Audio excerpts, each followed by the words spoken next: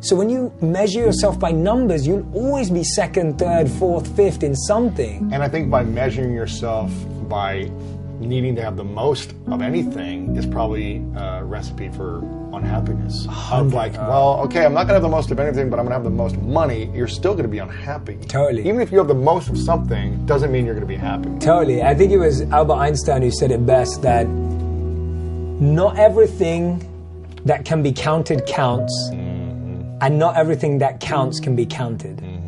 And I love that because it removes this belief that things are finite and limited, and they're not. If you want to be happy and successful, if no matter that there are 700,000 podcasts, if that is your dharma, if that's your calling, if that's your purpose, like, you can do that. There's no cap on how many successful soccer players that can exist at the same time. Or how many books are out in the world. There's no cap. There's no one stopping you, and that's the mindset that we're educated for, that scarcity and greed. And what's the difference between the monkey mind and the monk mind? Yeah, I'm glad you brought that up. So the monkey mind is what we experience on a day-to-day basis.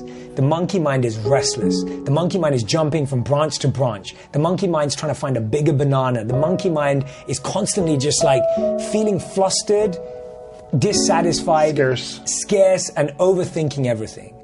The monk mind is the exact opposite. The monk mind is calm and composed. The monk mind knows to be focused and aware. The monk mind knows. So everything in this book and everything that we're talking about is the transformation from the monkey mind that we experience to the monk mind. The monkey mind is almost the enemy to the monk mind. It's the opposite. Yes.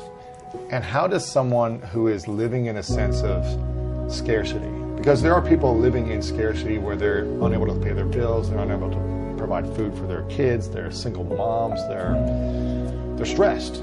They're stressed, they're overwhelmed. It's hard to get into a sense of abundance when you're in scarcity and stress.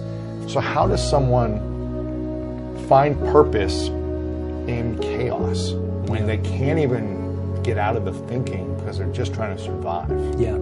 So, beautiful question. My biggest answer is, first of all, I empathize with anyone who's been in that situation, I can't ever say I've been in that situation in the same way, but I've experienced similar things. You've feeling in your life. Yeah, in my own way. And I've seen my mom go through stuff like that. I know that my mom worked really hard to raise me and my sister while working, while running around. And I've seen my mom be that incredible powerhouse of a person.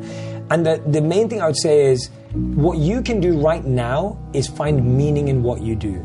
Make what you do meaningful, passionate, and purposeful. You don't need to suddenly look to become an entrepreneur or start a side hustle or find some more time. Find meaning. And the way you find meaning, as you genuinely stop, press pause for a second, and go, what am I living for? Like, what am I living for right now? And if you're living for your child, and if you're living to provide and put food on the table, that is a beautiful thing that we should celebrate more. Yeah. And sometimes it takes us a moment to stop and celebrate that. And so I would say find meaning, because you can't always find happiness, you can't always find positivity, but you can always find meaning in that position. So I'll give an example. Like, I lost someone really important to me, a mentor, a few days back. I can't be positive about that. You can't be happy about that. Yeah, it's hurtful. You feel sad, you feel lost, but guess what? I can find meaning in it. Because I can make a list of every lesson he taught me and make a plan to try and live every one of those lessons. Wow, that's beautiful. And so if you're in a really tough situation right now, don't look for positivity. Don't look for happiness. Look for meaning. That's a good one. Not trying to get yourself out of pain too quickly, or discomfort or frustration. Which I've been guilty of being like, I'll just be positive. Or whatever to people, but I think it's like, have your experience, live your experience, and find meaning as quickly as possible, and create a commitment to how you want to use that meaning moving forward. I may not be great tomorrow, maybe not next week, next month, but I'm going to use this meaning to serve other people, to continue to do what I love, continue to be great to my friends, my family in the best way possible.